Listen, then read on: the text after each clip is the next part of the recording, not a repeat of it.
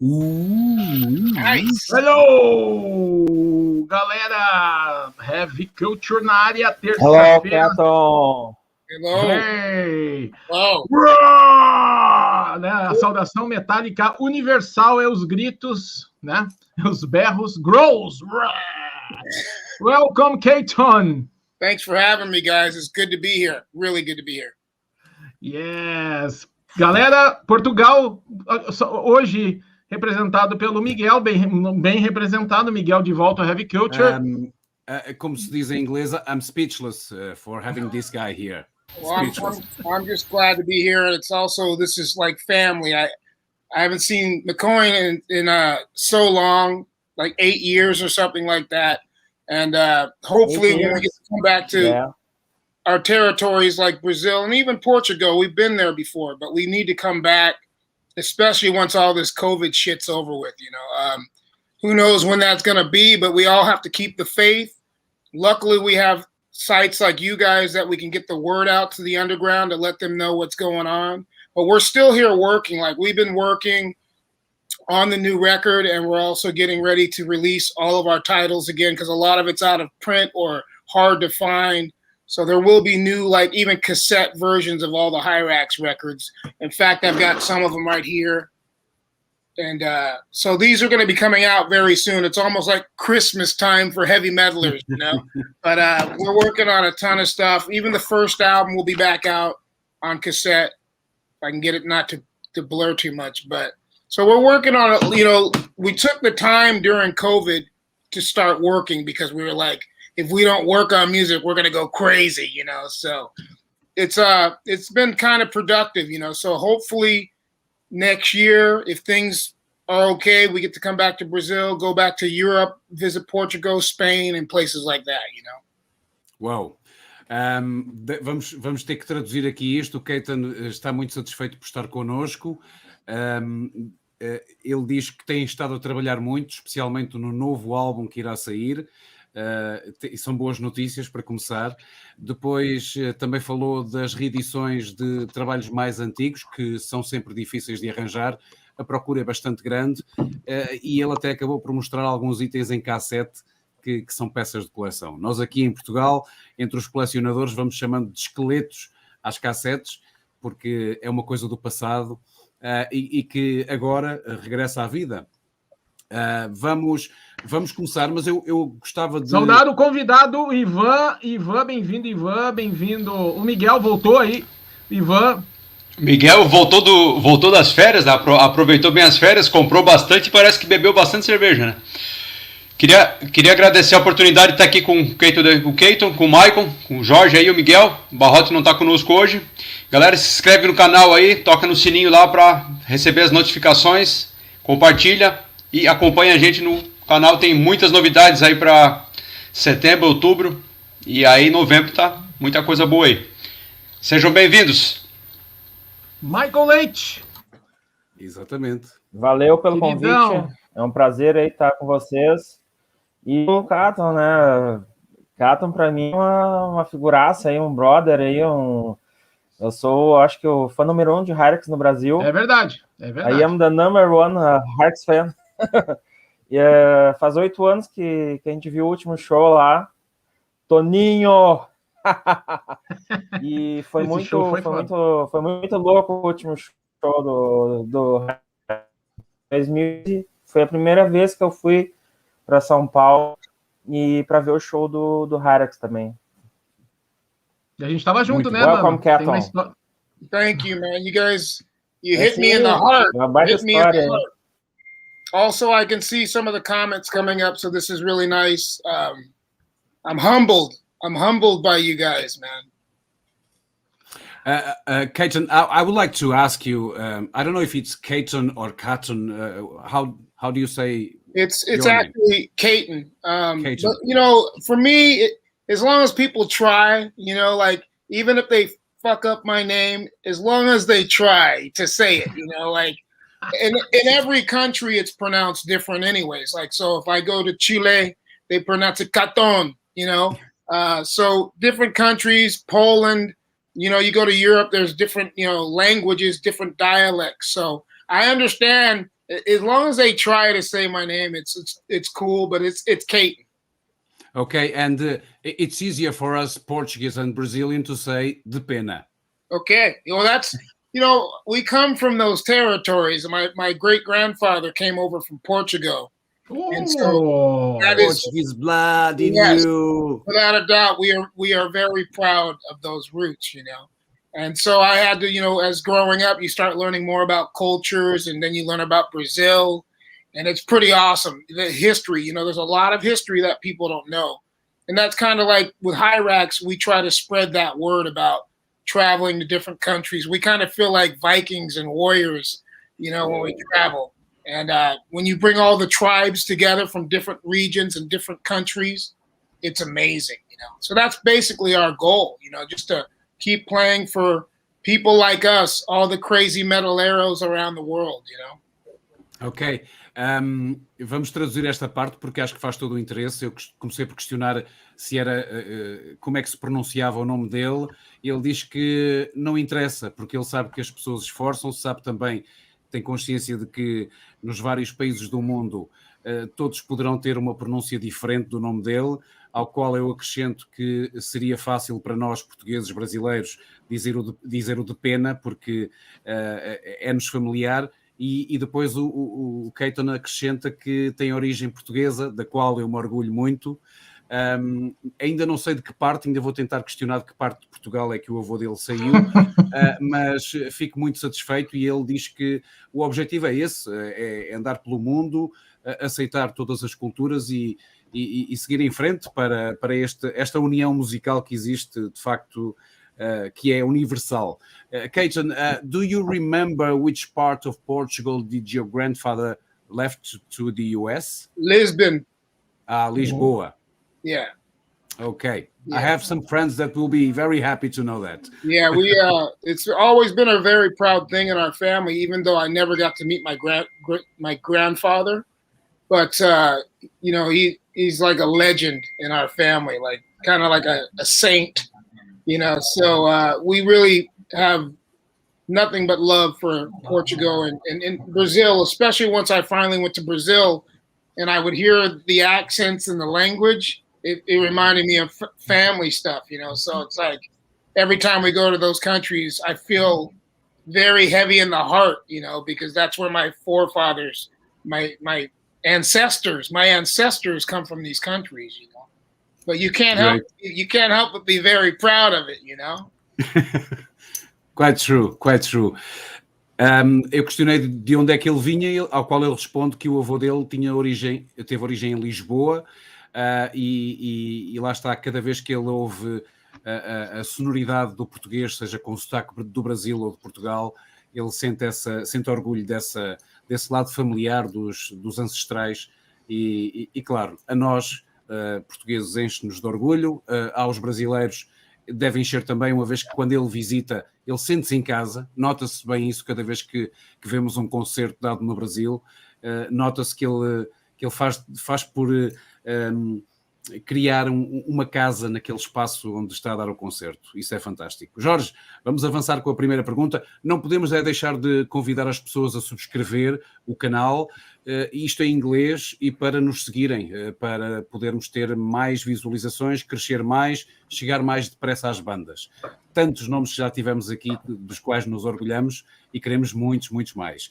So before we head to our first question from Jay, I would like to invite everyone to subscribe Heavy Culture channel on YouTube. Because we need more followers, more guests, and we are very proud of all our guests until today, and we would like to have more and more just for you guys, okay? So please go there, subscribe, and as Ivan says, click on the like, because it seems that it is important for the algorithm or something like that, okay? Jay, let's go. Os shows voltaram lá nos Estados Unidos, né? A gente tem acompanhado pelas redes sociais aí que o Hirax já está detonando novamente nos palcos. Eu queria saber do Katon como foi esse retorno, né? também ele participou do show ali do Tom Hunting, né? Então, como foi voltar depois de tanto tempo, né, sem tocar? Como é que foi? Como ele sentiu a banda e como ele sentiu o público nesse retorno aí? Okay, Katon, from outside, we see that concerts have returned to the US, and we are happy to see that because I believe that all the other countries will follow. Jay was saying that he has been watching your gigs through news and stuff like that, and some videos. He would like to know your opinion about coming back to the stage, and if you believe that the following year things will happen the same way overseas. Yeah, I hope so. I mean, for us, we love the States, but we also love traveling outside. Obviously we got to get back to Brazil. That's mandatory. And also Europe. I mean, we've been able to travel quite a bit, but Brazil was, when we got there, just the love of the people, the culture, the food in Brazil, holy smokes, so good. So good, and just the overall, just the vibe of the fans, because the fans are so diehard and they wear it on their sleeve, like they're so into it. So the passion that we felt in these countries, we want to get back to. I mean, the States, we're going to tour here. This is where we're from, but it's mandatory for us to go back to all the countries that we love, to see our friends. They're not just fans to us. They're friends. They're like family. And the more you get to see them, the more they become more family, So, yeah, I think next year will be a lot better. We got lucky here in California because people have been decently behaved, so they wear their mask. I mean, everybody has their own beliefs and how they feel. I'm not going to say this too long because I know you have to translate it. But people have been pretty good in California, so we've been able to do some concerts, even though it's been a little scary. Like, any musician that tells you they're not, well, some guys aren't scared.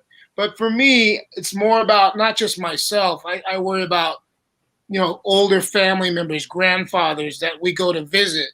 So I've been pretty careful about not being around a lot of people unless we were playing shows. But luckily I'm up on stage, so I'm not down there in the slam pit so much, But really it's more about caring about our elders, people that are older. I don't worry about my own body, but I don't want to kill somebody's grandparent by being infected or something like that. So doing the shows, we're slowly doing them. We just did 2 at the Whiskey A Go-Go, which were fantastic, and I couldn't believe how many kids showed up. And especially during this time, people are still a little bit scared, but we also have to live. Like, we can't be locked down for too long or we'll go crazy. Like, I'll be really honest with you, when the pandemic started, for all of us, not just me, myself, and I had a hard time dealing with it too, because I'm pretty wound up human, I need to go places and do stuff. But being locked in my house, if it wasn't for music and my wife, I probably would have lost my mind and gone crazy, so. Magical words. But I'm just being honest with you. Like, some people aren't telling the truth about having either depression or being sad. And I think we all need to reach out to each other and say it's okay to be depressed that you can't go to a concert or you can't just go hang out with your friends. I mean, I think we've all learned how much we miss our friends, and we miss being able to have the freedom to go to concerts. Like, that's a freedom, that's a right that we all deserve. And also just to be able to celebrate. I mean, you don't know how long you're going to live. So I'd say you celebrate like every day is your last, Palavras sábias, é o que eu posso dizer da afirmação do Katon.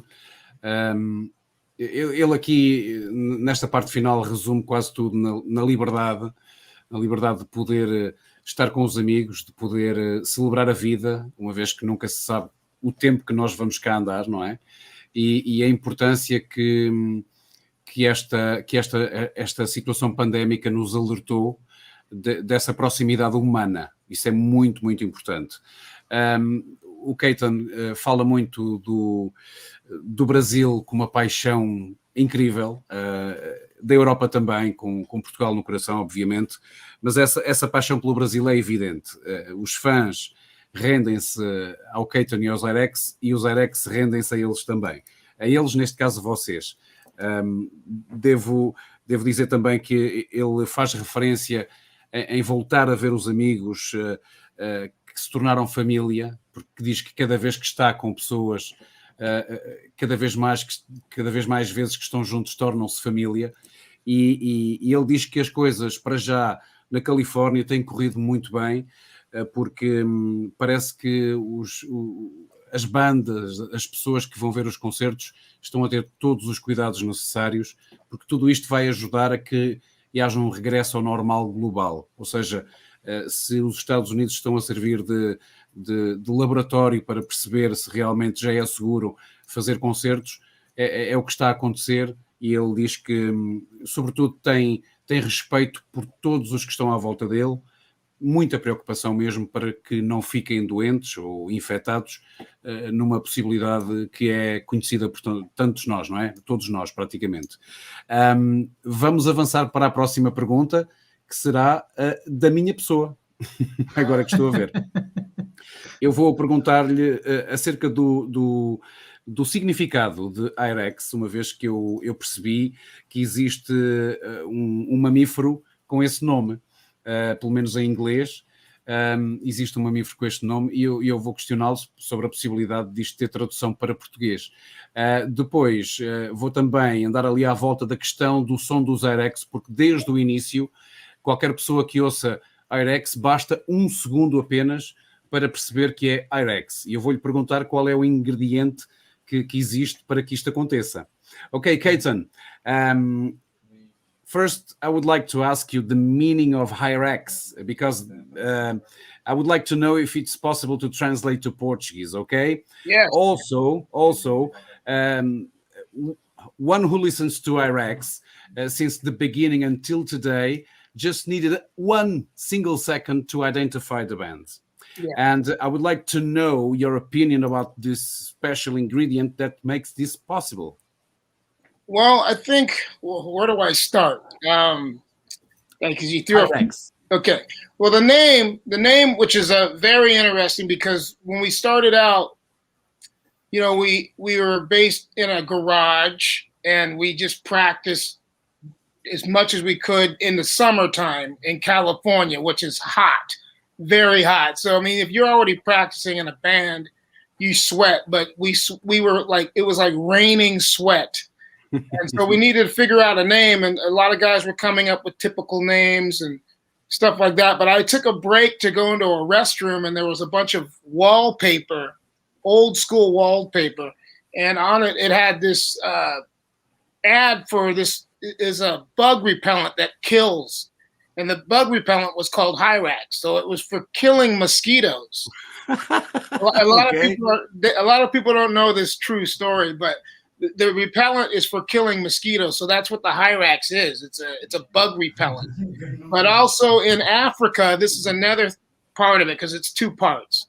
The other part is there's an animal called a Hirax, and some people do know this, but there's an African animal called a Hirax, but it's spelt with a Y, Hyrax. So on ours, for the bug repellent, because I thought it was great that something kills mosquitoes, it's Hirax with an I, Hirax. But, you know, so those are 2 of the stories. It's either an African animal, which it's a small, looks kind of like a rabbit, kind of like a jackalope. I don't know if you've ever heard of a jackalope, but they're pretty wicked looking animals. But it's also a descendant of the elephant, which you would never think when you see this animal. It's a long descendant of the elephant, which doesn't even make any sense, but it is. But really where I got it from was the mosquito killing repellent. That's where I got it from. Okay, and the other part of the question about the ingredient that makes Hirax so peculiar. Well, when I started out, the thing is I always listened to a lot of different music, you know, and I grew up on 70s music at first. So it was a lot of like Hendrix and, you know, stuff like that, Led Zeppelin, Deep Purple, all the classics that I still love, you know, even Whitesnake, the early 70s Whitesnake stuff, as you know. And So I also thought you got to be original. Like you can't just be like when we were coming up, and I love these bands, but I didn't want to be the same. I mean, we had Possessed around us. We also had Exodus. We had Megadeth. We had Dark Angel. I could go on and on. Abattoir, Agent Steel, Savage Grace, Armored Saint. The list goes on forever.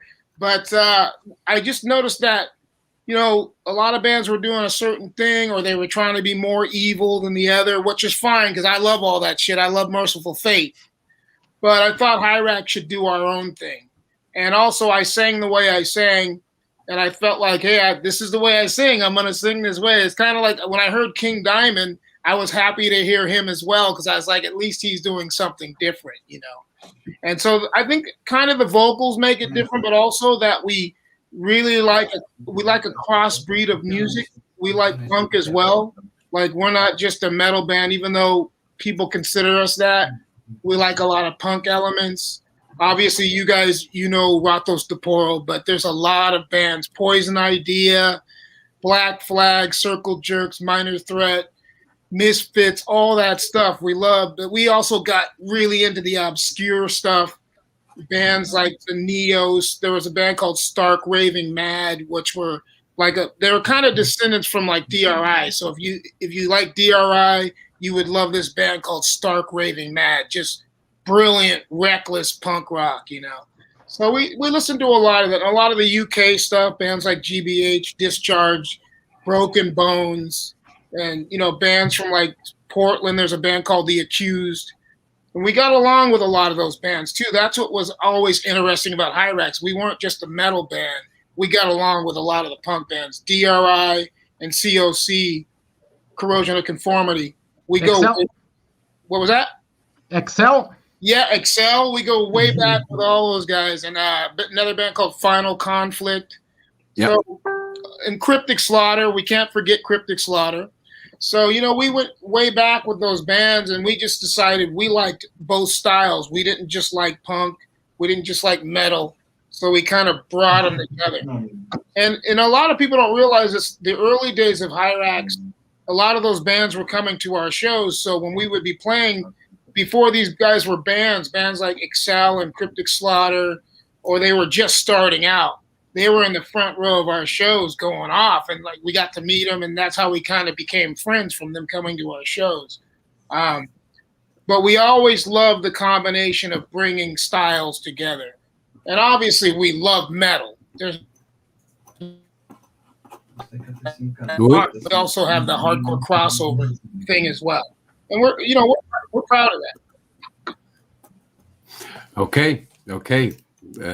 Unbelievable. The symbiosis that you guys always did with the hardcore scene and the thrash scene is your brand still today.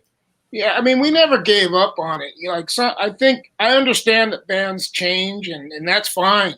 But for me, I always thought if I'm going to do anything different besides the stuff I do with Hirax, I would do it under a different name. I don't think it's fair to take a band like Hirax and then do some techno music or whatever, which is fine if that's what people listen to. But Hirax should be true to its form till death. I really grew up that way as a thrash metal kid. I've always believed in thrash till death, and I still feel that way, even though I'm older now. I'm going to be 58 in a few days. September 16th, I'll be 58. You know, and I'm also a Virgo here. One more Virgo here, just like me. Next Friday. There you go. And I'm still a thrash metal kid, though. It doesn't matter how old I get. I'm going to always be a thrash metal kid. You know? So I just think that's important about even our style of music. Like, we got to stay true to that. And if I'm going to do any other style of music, it wouldn't be under the name Hirax. Hirax will always be a thrash metal band. Always. Okay. Tanta coisa para traduzir. So many things to translate. Let's go. Let's start. Let's start. Comecei por questioná-lo acerca do nome da banda, da origem do nome, ao qual ele diz que não haverá muita gente que sabe desta história. Os verões da Califórnia, como todos sabem, são muito quentes.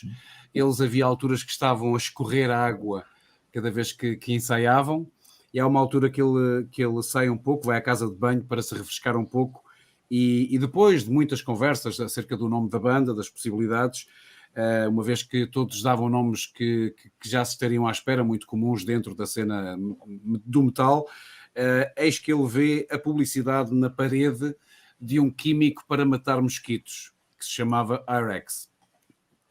Esta foi uma das partes, uma vez que a influência do nome também tem origem no animal africano, que tem vá lá, ascendência do elefante, embora não pareça. É um animal que existe em África, e ele então aproveitou o facto de juntar estas duas influências exteriores para dar o nome à banda, Hirax. Por isso aqui está a explicação, e de facto nós, quando procuramos a tradução de Hirax, não aparece tradução, apenas aparece a referência ao animal, ao mamífero africano.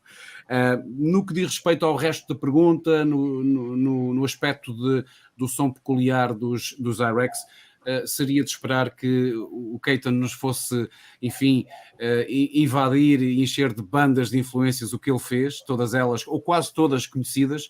Ele deixou ficar aqui alguns nomes que são bastante interessantes. Para aqueles que não apanharam, voltem atrás depois na live, quando possível, e vão apanhar estes nomes, porque fez referência a uma banda só coisa boa, muito parecida com DRI. Por isso é importante irem ver qual é essa banda. Todos nós queremos conhecer coisas, e o Katon é uma pessoa que tem um conhecimento musical invejável.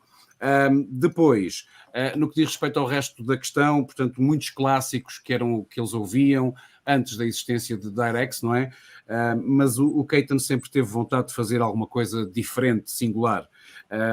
Ele diz que sempre teve influências do hard rock, aos quais fez as referências que fez, também de muitas bandas de punk e hardcore que fez, e por isso existe uma simbiose, de facto, de sons que tornam os Hirax com um som muito, muito único, e que ninguém até hoje conseguiu imitar. A voz do Katon é também ela uma voz única, e ele também fez as referências daqueles que ele seguia.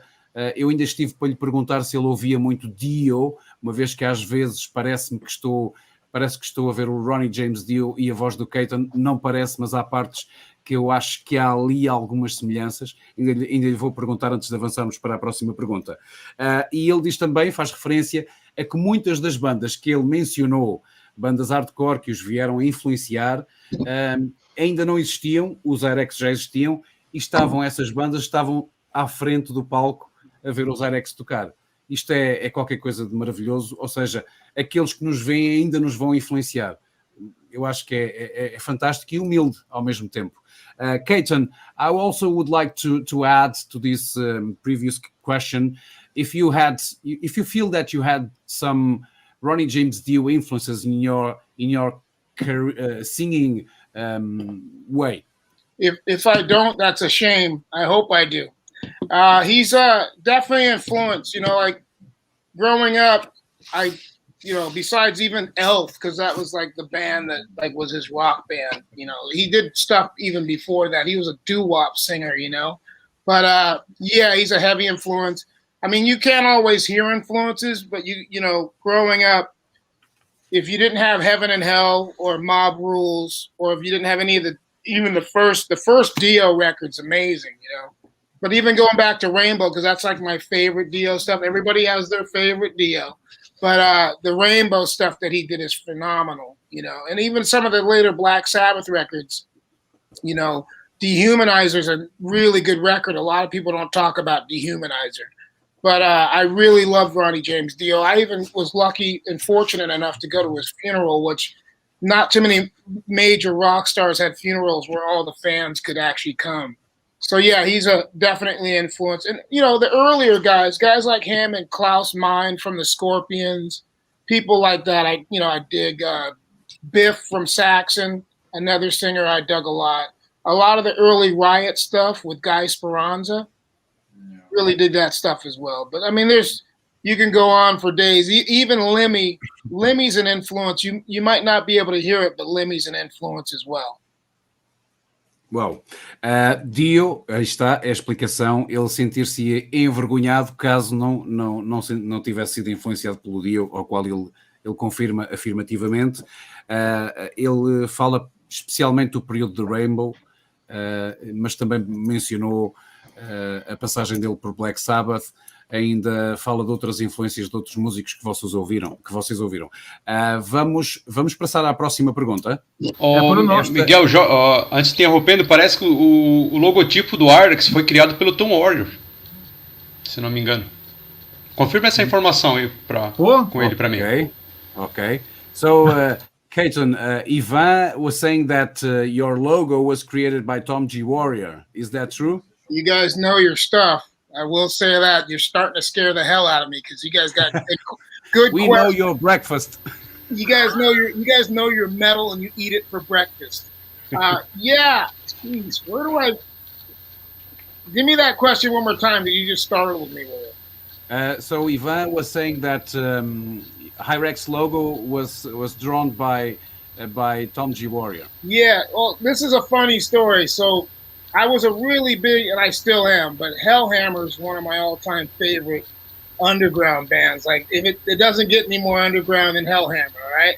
And so we were writing, trading tapes, cassettes, and I sent Tom G. Warrior the first Hirax cassette demo, the 4-song demo, and he loved it, but he goes, I hate the logo. He didn't like the logo at all. So he's like, hey, and this is back when you'd write letters, so it would take 2 weeks each time. He would send me a letter, and then I'd send Tom a letter in Switzerland. So he goes, I want to design you a logo. He wrote me a letter saying, hey, is it all right if I design your logo? And I was like, yeah, if you want to try it, you know. So then 2 weeks later, Tom G. Warrior mails me a package, an envelope, and he goes, oh, by the way, I'm starting a new band called Celtic Frost. And so I designed both logos at the same time. So he designed the Celtic Frost logo and the Hirax logo at the same time, and he sent both of them to me, and I was like, whoa. And so we started using the logo from that moment on. But I just thought it was amazing that he was such a good artist. A lot of people don't realize that about Tom. He's a really, really good artist. And we're still friends to this day. I mean, we don't obviously see each other as much as we'd like to because he still lives in Switzerland. But a great friend. He's been a really great supporter of Hirax from the beginning.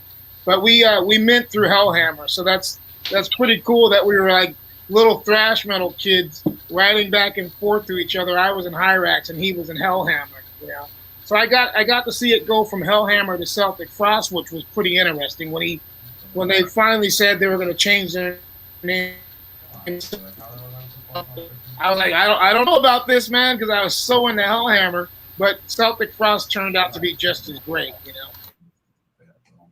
But yeah, Ivan, to answer your question, Tom G. Warrior did design the logo. Aí está, Ivan. Ivan e todos nós que ficámos a saber então a origem deste desenho do logo. O Katon e o Tom G. Warrior, no período de Hellhammer, isto é mais old school, não há do que isto. No período de Hellhammer, eles trocavam material, tapes. Era, toma lá a Suíça para os Estados Unidos. E o Tom depois reagiu ao que o Katon enviou para a Suíça e disse que gostou muito do som, mas que não tinha gostado do logo. E depois perguntou ao Katon se achava por bem ele fazer um logo. E o Katon disse, vê se consegues fazer. Ao que o Tom faz o logo não só dos Hirax, como também dos Celtic Frost, naquele período de mudança de nome. Ainda hoje são muito amigos, apesar da distância, não é? Porque Estados Unidos e Suíça é um mundo de separação. E nos dias de hoje já não tanto, mas pelo menos a presença física torna-se sempre complicada, ainda mais com a falta de concertos e a possibilidade de se cruzarem em palco. Ainda hoje são amigos, mas fica aqui a nota interessante da criação dos dois logos ao mesmo tempo, e dá para perceber, uma vez que foi mencionado, dá para perceber ali o toque Celtic Frost com Hirax no logo. Por isso, aí está. Agora vamos para o Maicon. Maicon, vais falar inglês agora. Yeah, Maicon. Yeah. Olha a estreia do Maicon.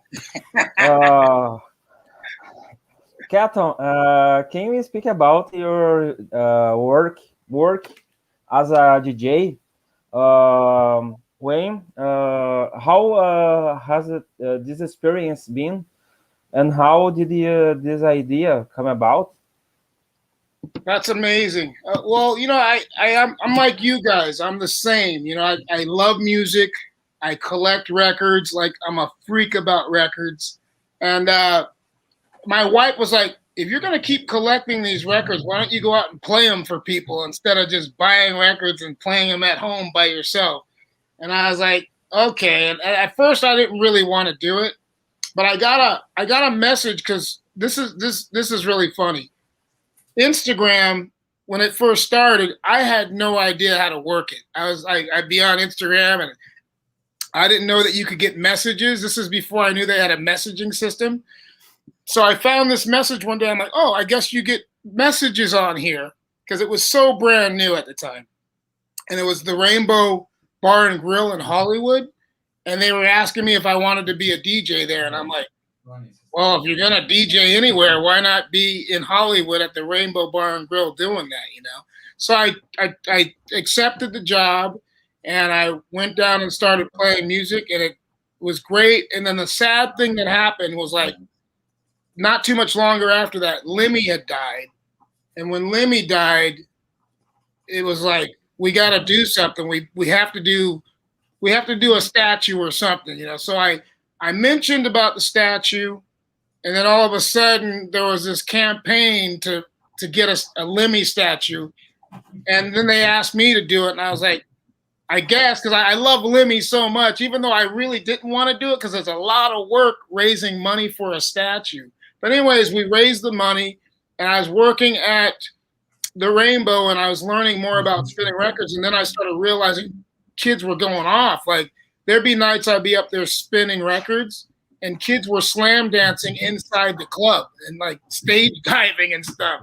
So certain places where I kept doing it, where I would go and I'd be DJing, I started noticing that they were turning into gigs. It wasn't just like I was spinning records. There were kids starting to slam, and and it was just starting to get pretty wild. But I really liked it so much, and I also liked going to different countries and buying records. So, like, when I was in Brazil, I picked up some records. When I was in Portugal, I picked up some records. When I was in Chile, like, whenever I'm on the road, I try to make time to go to local record stores, especially if they're independently owned by, like, you know, heavy metal people. Like, as long as they're underground, I like to go to these record stores. So then I got more gigs. I started DJing in Italy. I DJ'd in Japan. I'm getting ready to do a DJ gig in San Diego, and then going across the border into Tijuana, Mexico. I'm going to go there. But I love traveling and doing it, and it's kind of cool to see the different reactions. There'll be people at the bar just headbanging, you know, and it's just really cool to bring that kind of music to where people can actually, a lot of headbangers can come out to these gigs where I just spin music and have a good time.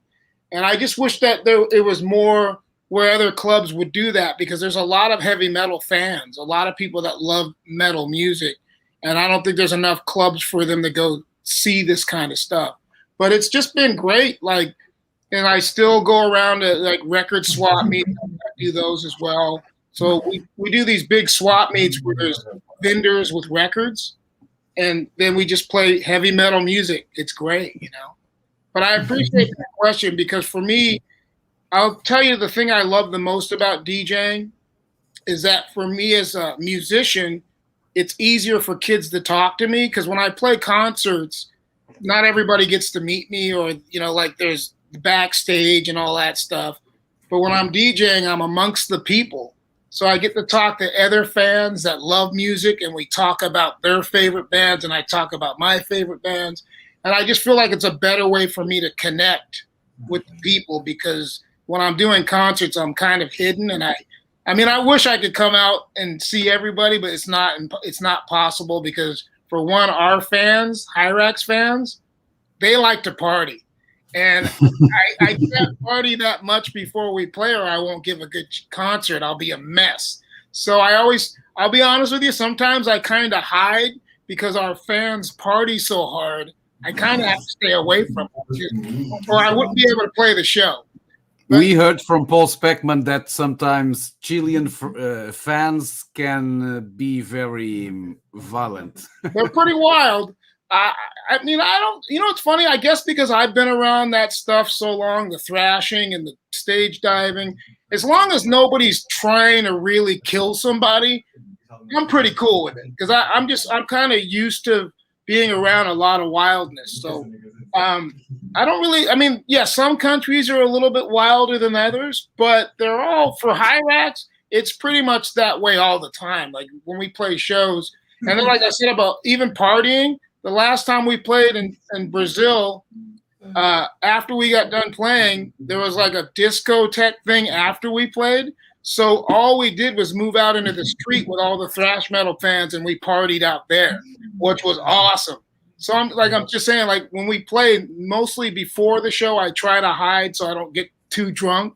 But after we play, that's when it's time to celebrate. Ok.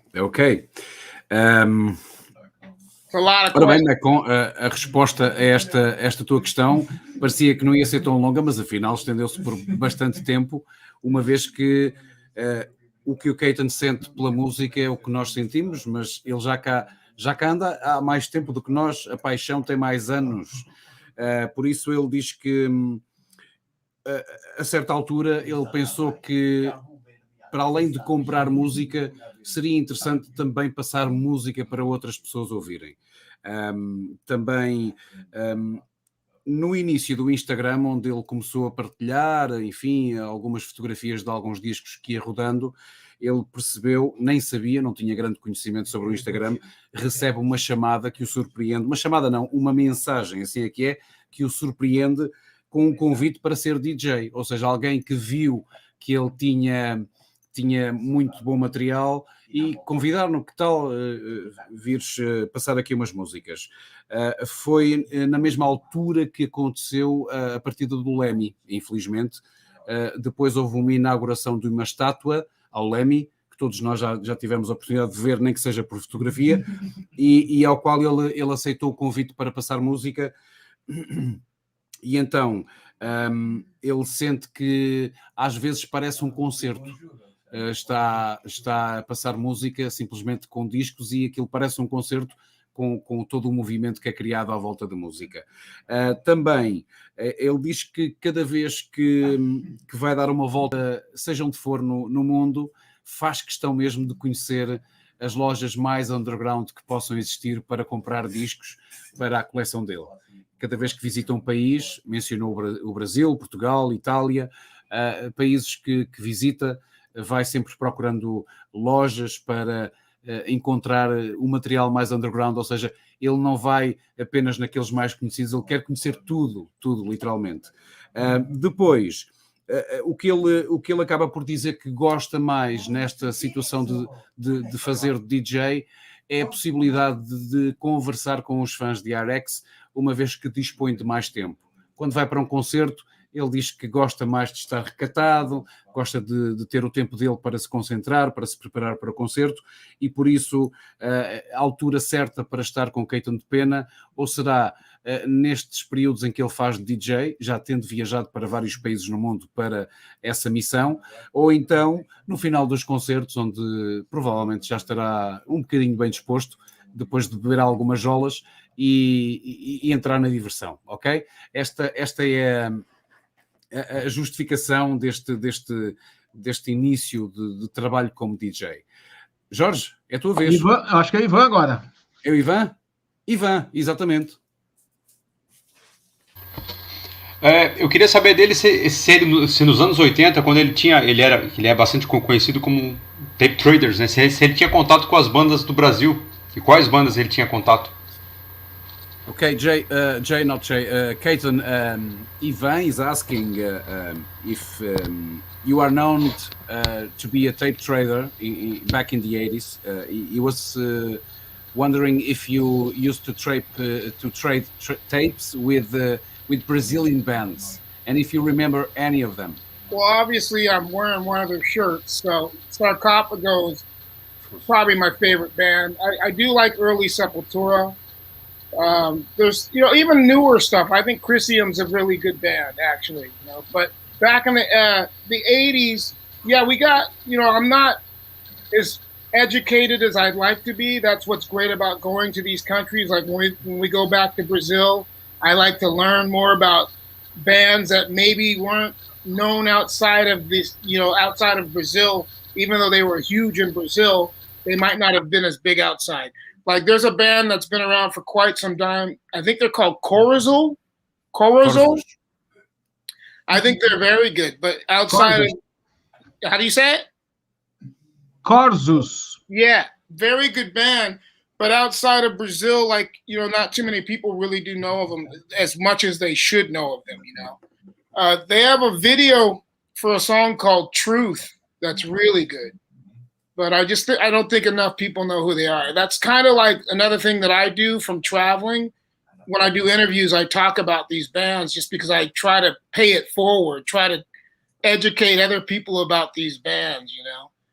Dorsal Atlantica, I don't know if I'm pronouncing that correctly. Very good. It's another really good band. So I kind of feel like I've got to carry the flag to other countries, even to my own country. When I come back to the United States, I always try to turn people onto these bands, you know. And like I said, when I'm out there, like even in the last time I was in Peru, I picked up a Dorsal Atlantica record. You know, when I'm on the road, I always try to find stuff, you know. But in the States, it's not that easy, you know. In other territories, there's a band from Colombia called Massacra, and their stuff's kind of hard to find too. So usually when I'm out in those countries, I'll pick up some of those records. But the only way you can learn about these great Brazilian or Portuguese or Chilean bands is by really going to the countries, because there's so much that we don't know. Like, I'm sure there's a ton more of Brazilian bands that are great that I don't even know about, you know, but I am willing to learn. And then some of them over the years have become really good friends. Like whenever we're on the road, we were in Belgium. We were touring in Belgium. We ran into Ratos de Porro, and it was like running into our brothers, you know. We hung out, we drank beer and just talked. And it wasn't necessarily just about music. We were talking about family and, you know, talking about Brazil and stuff, you know. And it was interesting because we were in Belgium. We were in another totally different area, but it was an American band and a Brazilian band hanging out like brothers, you know.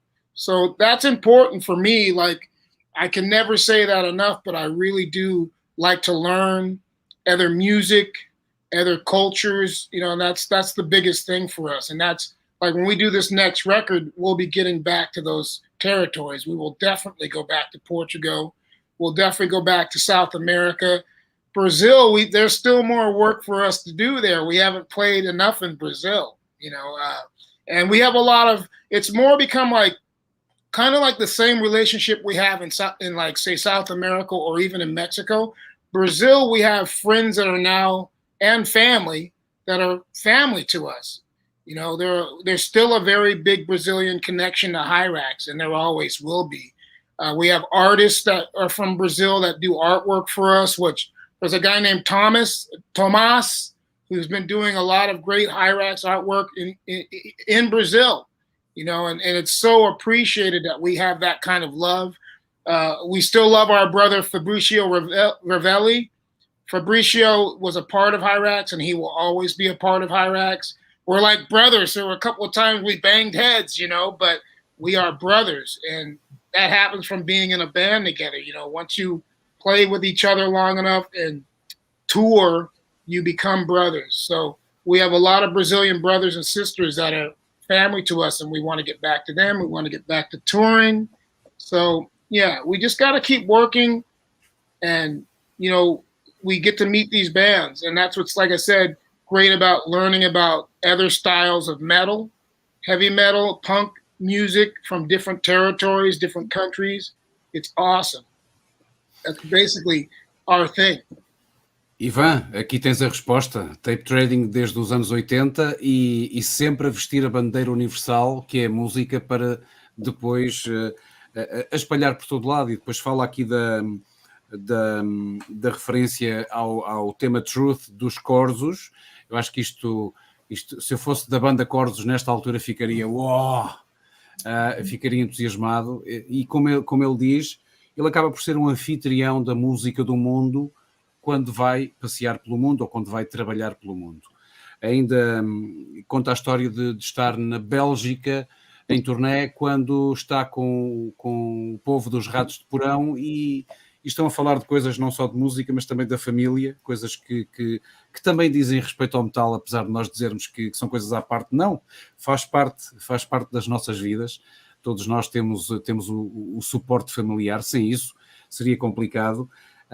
E lá está, uma vez mais, ele deixa ficar aqui alguns nomes que são importantes para os Hirax, que têm, enfim, uma ligação gigante ao Brasil, são brasileiros, são pessoas que passaram pela banda e que ainda hoje continuam com essas ligações fortes, apesar de às vezes haver contratempos, tudo é possível ultrapassar, e principalmente quem anda nisto há muitos, muitos anos.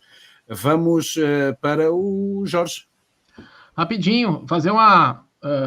fala pro Katon falar fazer uma gentileza para nós falar com Tom Arier, para ele vir falar com a gente aqui no programa, que eu tento isso há 1 ano. Sabia que o Jorge ia falar isso. Há 1 ano eu acho isso que e o não Jorge consigo. acabou de meter para fora, o texto para fora, todo o teu... perguntar não ofende. Perguntar Sim. não ofende, tá? Não ofende, tá? Então, ele já sacou ali. E é sobre a coleção de discos que eu fico babando na internet quando ele posta lá os negócios. Ele tem um gosto abrangente, eu quero que eu também me identifico muito, né? Quantos discos ele tem, afinal das contas? E como ele lida com essa questão de ser um colecionador com gosto abrangente, que é o problema que eu passo. Né? Uma hora eu quero comprar death metal, outra hora eu quero comprar progressivo, outra hora eu quero comprar hard rock 70, então eu tenho um dilema. Eu quero perguntar para ele, Miguel, por gentileza, se ele não tem esse problema também.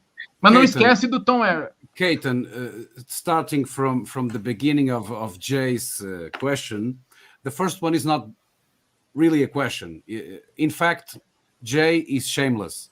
Good. He's asking for your help to get in touch with Tom G. Warrior to come to Heavy Culture for an interview, because Jorge is talking with him for over a year, and trying to get, hey, Tom, please come to Heavy Culture. And he's asking your help. I'll mention it to him. I think he might listen to me.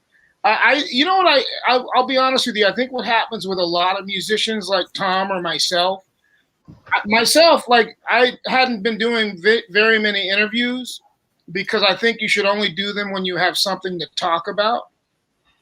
You know, like I don't want to just talk about the same old stuff. Like I just started mainly doing interviews recently because there's more stuff coming up. We want to get back out there and tour. We know that people need music. I mean, even during the pandemic, which is still actually going on, we've had more people write and order stuff and mail order than we've ever had, probably because people need music so badly. They really do, especially during these times. But Tom, I think once you mention the right stuff to him, like, you know, and even for me, I didn't know what to expect with this interview. But once you do the interview and you realize it's done correctly, you guys have good questions. It's not just stupid questions. These are good questions, you know. So I think he would probably be very into it. I'll mention it to him because we have what's ironic about you asking me to talk to Tom. We just started talking again because we have periods where Tom's busy and I'm busy and we don't talk for years.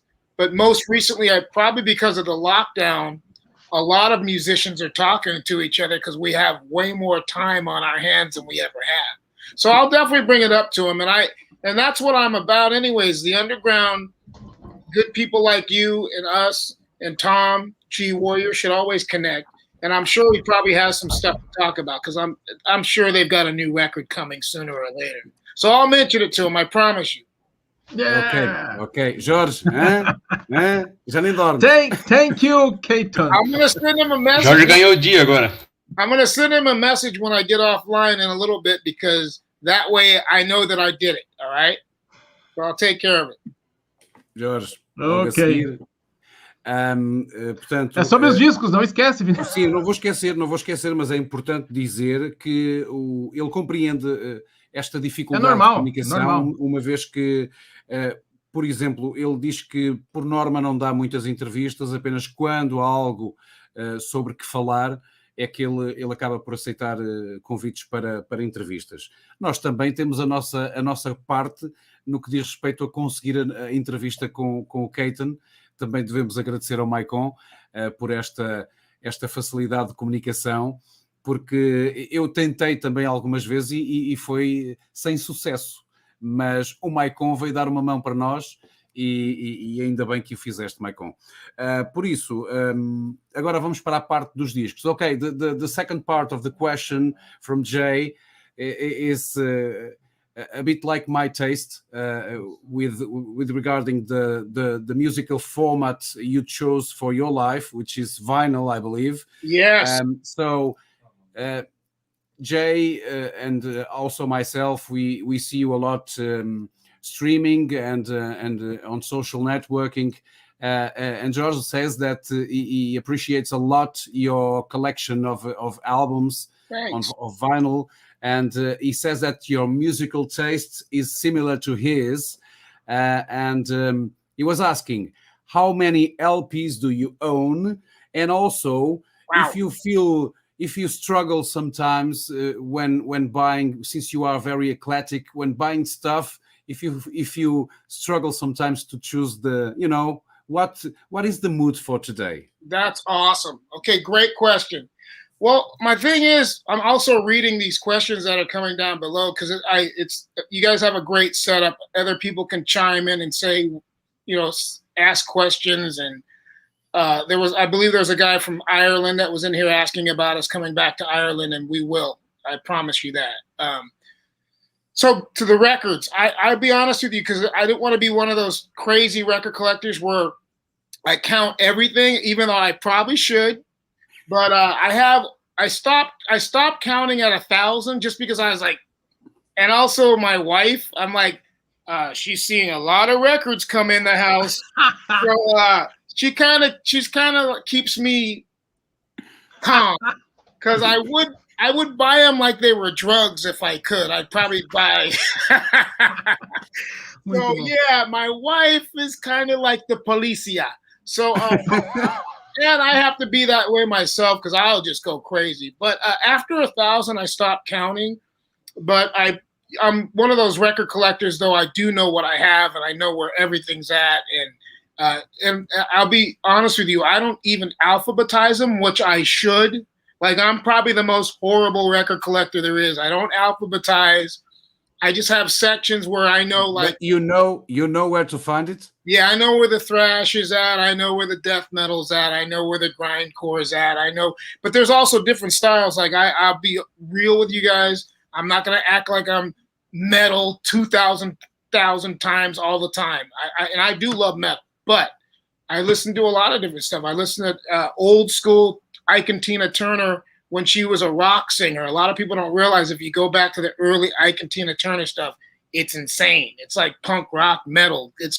Especially if you go back to the 50s and 60s. And I also like stuff like James Brown. I think people don't realize if you listen to some of the James Brown stuff, you can hear Zeppelin, you can hear Aerosmith. You'd be surprised that the influence that James Brown had on those bands, those screams are a big way to see that. Yeah, and there's even a band called the Ohio Players that I love. They're an old 70s funk band, but they were a huge influence on Van Halen. People, I really like the history. I really love history. So when it comes to music history, whether it's old blues like Howlin' Wolf or Muddy Waters or John Lee Hooker, I love all that stuff. But at the end of the day, I am still a metalhead. That's predominantly the most stuff I have in my collection. And I still, when I have chances, I go out and collect. But I'll tell you my biggest secret when I collect now, because I have to be more careful. I try to be smart with my money. I don't just buy that for the hell of buying. But what I normally do is I'll go into a record store and I'll pick up 5 to 10 records. And then when I'm done, I will look at those 5 and I'll whittle them down. I'll put some stuff back. It's not easy. Not everybody can do it, you know, but I have a thing like if I pick up 5 records, I try to find 1 or 2 that I have to have. Because if I didn't do that, I'd have records in the refrigerator, I'd have them in the oven, I'd have them in the bathtub. Because, I mean, even I'll be real with you, there's some records that I can't even put behind me. They're all over the house, you know? And I'm sure I'm not the only record collector like that. There's some records in the back room. There's some records over there. And then that's not even including CDs and DVDs.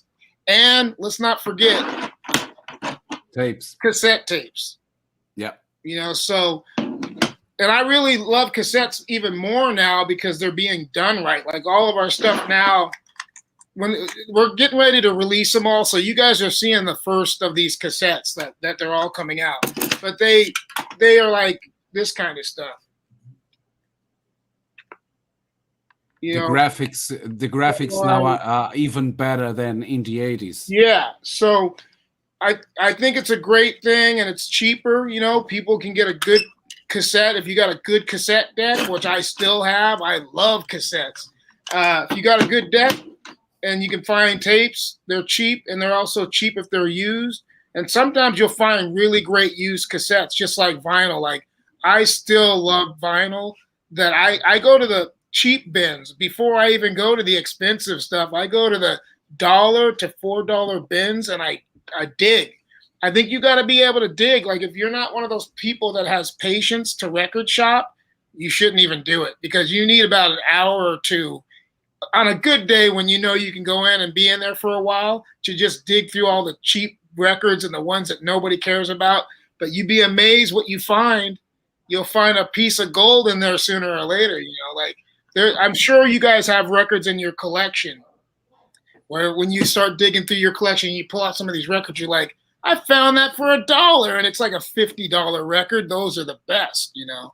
So, I mean, I'm a true record collector in the sense that I love them, but I've also had to be careful with myself because I will buy way too many. And I think we all have a little list in our mind when we first walk into a record store. So I kind of do that. Like, I'll go to my favorite bands areas first and check their bins.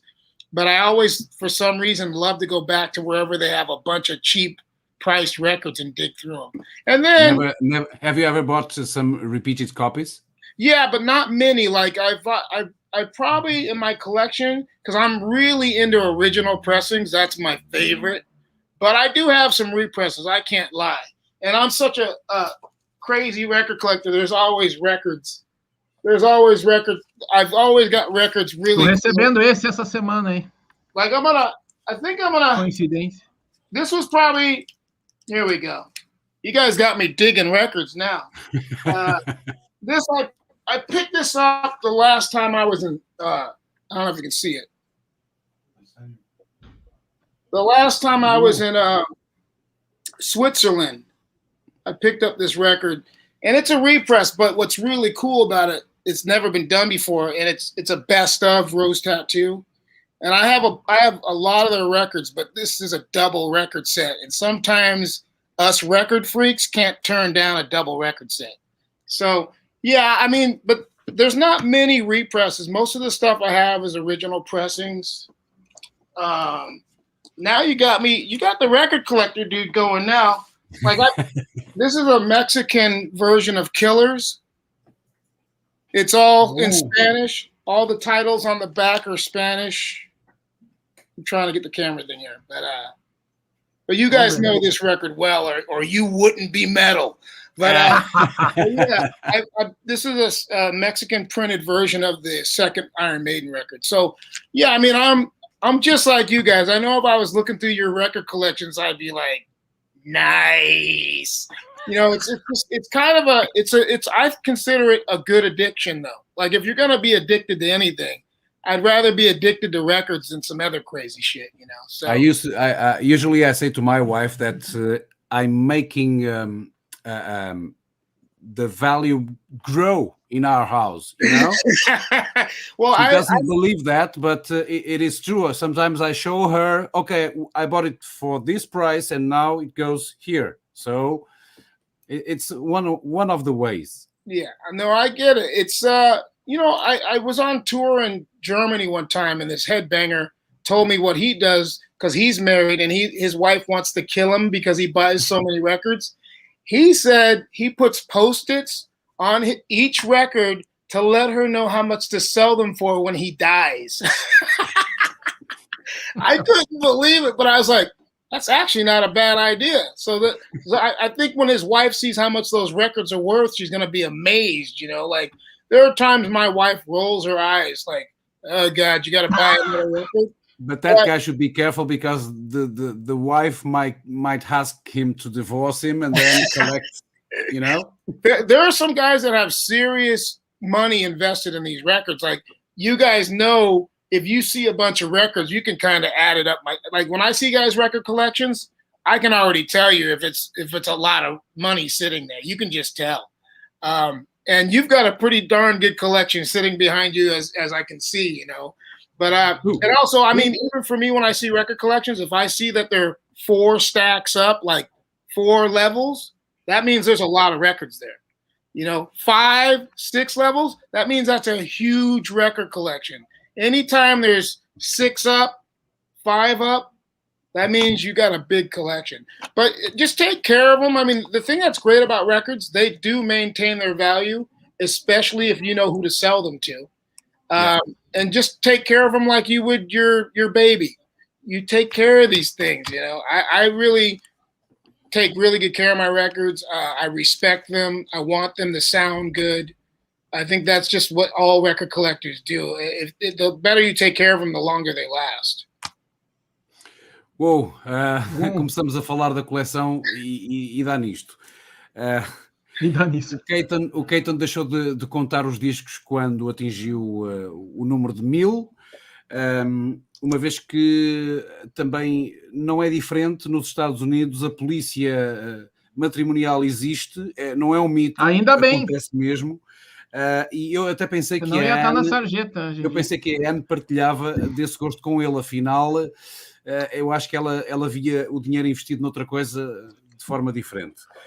E depois ele diz que também é um organizado, desorganizado, e aposta muito, mesmo muito em coisas antigas, perde bastante tempo cada vez que vai a uma loja de discos, especialmente começa nos sítios mais baratos, nos usados mais baratos, onde às vezes encontra pérolas e pergunta a quem nunca aconteceu encontrar uma pérola, estando à procura nos discos mais baratos. Miguel pergunta. I wanted to show you guys because I know that there's a lot of other, like you guys, record collectors out there. So there's, I think with most of us, we all have a piece or a few pieces in our collection that nobody's ever seen. So I wanted to show you some newer stuff that I got. This is not really new, but new in my collection. This is a Thin Lizzy. Thin Lizzy. This is a best of made in Greece. And it's got so many great songs on it. Whiskey in a Jar, The Rocker, Jailbreak, The Boys Are Back in Town, Don't Believe a Word, Dancing in the Moonlight, Rosalie / Cowgirl Song, Waiting for an Alibi, Do Anything You Want to, Sarah, Paris is in Walkways, Killer on the Loose, Out in the Fields, and believe it or not, which is hard to find on vinyl, there's a song called Dedication. And Dedication was like one of the last newer songs they released by Thin Lizzy. Oh, here we go. Somebody's digging in the records now. Let's see. You got a big collection. That's like dedinhos nervosos, Miguel. That's like 5 rows. Nervous fingers. 5 rows up. I think he's pulling out something rare. Here we go. No, it's not rare. It's a record a friend of mine brought from the UK last weekend, and I heard that so many people are looking for it, because that's why I decided to show it to you, because I'm really happy to have found it, which is a Prophet, Corrupted Minds. Holy smokes. That is rare. I've never seen it before. This is a US band. They are a thrash crossover band, a Prophet. So this record for me is their best from their 2 records, and I was really happy to have found this. Well, that's the it's beauty. In a great shape. It was €15. Wow, that's awesome. No, that's the beauty of record collecting, when you find something that that nobody, you're like, even I haven't seen this, But, when you were talking about tape trading, I still consider myself a tape trader to this day. Like, whether it's on cassette or MP3, if it's a song, a really minuscule song that was a hit to me, but nobody else, I'll take it on MP3, whatever I can get it on, Oh. But I still trade with fans and people that are friends. I think that's what the underground always is. People like us trading records or talking about bands, turning people on to bands that they would have probably never even heard of before, This is like, speaking of tape trading, a guy just sent me this. It's a Crocus single. And it's, whoa. Yeah, you only see this stuff around, very rare, it's like, so I just love that kind of stuff. But I still like getting boots. Like, I was in South America and I picked up a bootleg it was actually Rain and Blood. And it was a beautiful pressing that I found in this store in like Chile. So every once in a while, like, even if you already have a record, you might buy a double because it's something you've never seen before. But I'm a typical record collector. I love it. It's always been a part of my life since I was a young kid. I actually got into record collecting because of my father. My dad, he listened to a lot of records, and he had like stuff like Ray Charles and James Brown records sitting around the house. And I probably ruined a few of them because, when you're a kid, you don't know how to handle records. But that's where I got my passion for collecting records, Still have them today? Not all of the stuff. It's sad, and this is another truth. I have to be honest. I did sell a lot of records. I wish I had my whole collection that I had back when I started. Oh, my goodness. Because I had stuff in there that I'll never be able to replace. Like, I always tell people, if you have a record collection and you don't have to sell it, don't sell it. Only if times get really tough, because I will admit you can make some money, believe it or not, if you have to, but you still got to find the right place to sell them to, because a lot of stores, you'll take them in and they'll try to give you nothing really for the records. Yeah. But if you take them to the right people or are smart enough to sell on eBay or whatever, you can actually move some records that way. But I still say, if you don't have to, keep your copies, keep all of your records. Okay, before I ask you the last question, because we are over our time, but before I do that, I'll try to translate a little bit of what happened here in the last minutes. Estivemos aqui a falar de coleção de discos, estivemos a falar de edições difíceis de encontrar, e vimos uma vez mais a paixão de cada um de nós que acaba por mexer nos discos, o que é o quão fácil é nós nos perdermos cada vez que começamos a mexer nestas relíquias, não é? O Katon mostrou algumas das relíquias que ele acabou por encontrar recentemente, e eu também acabei por me deixar influenciar. É muito fácil nós ficarmos assim, não é? É um magnet que existe em todos nós. Eu gostaria para deixar para a última pergunta, porque uma vez que o Katon disse que é quando tem tema que gosta de dar entrevistas, vamos perguntar sobre o novo trabalho, o que é que vamos poder contar com ele. Eu acho que seria fechar com chave de ouro. O que é que vocês acham? E exatamente, tem um pessoal aqui perguntando quando sai o novo disco, tá? O Necrovore. Okay. So, Katon, for our last question, first of all, we would like to thank you a lot for being with us and to be part of Heavy Culture family. Let's hope that you consider us family for the future, because we are here to talk to our our favorite musicians. God, every musician is our guest, and we would like to know if you can tell us something about the new Hirax record. and if you can, advance something from that new record about the recordings, how many tracks you will have, if there's a title, please let us know all. Yeah, well, the title is still being kind of juggled around. I mean, we have a lot of ideas. The main thing is it's going to be true to what we've been doing. Like, a lot of bands will try to come up with some new version or some new different tuning to make it heavier. Like, we've always relied on being heavy without trying to do all these other little things that people do to try to make their music heavy or over processing the drums. I still love real drums. I don't want to use any fake drums, none of that. It's going to be a true old school record recorded in a real studio with a real producer. We're going to use Bill Matoyer, who did all the early Metal Blade record stuff, and he's still working. He did like the last Municipal Waste record. He's a very well-rounded producer. So, and we just want to put out a record that the fans can believe in. Like, I think we all need something to believe in right now. The world's so fucked up that we all need something to believe in. So it'll be at least 12 to 14 songs at least. It's going to be fast, heavy, but there's going to also be something in there that people aren't going to be expecting. Like, we're still going to have a lot of the early influences in there as well. But also we've grown, but we're not trying to be one of those bands that say we've grown and we're trying to make it all slick and all that and trying to overproduce it. No, it's still going to be raw. I think that the fans know that we're reliable like that. Like, we're not going to try to do one of these commercial records and try to get on the radio. We're not worried about that. We never have been worried about that. It'll just be true thrash metal the way we've been doing it. And probably the only thing that'll be different is the production will probably be a bit louder and, just done better.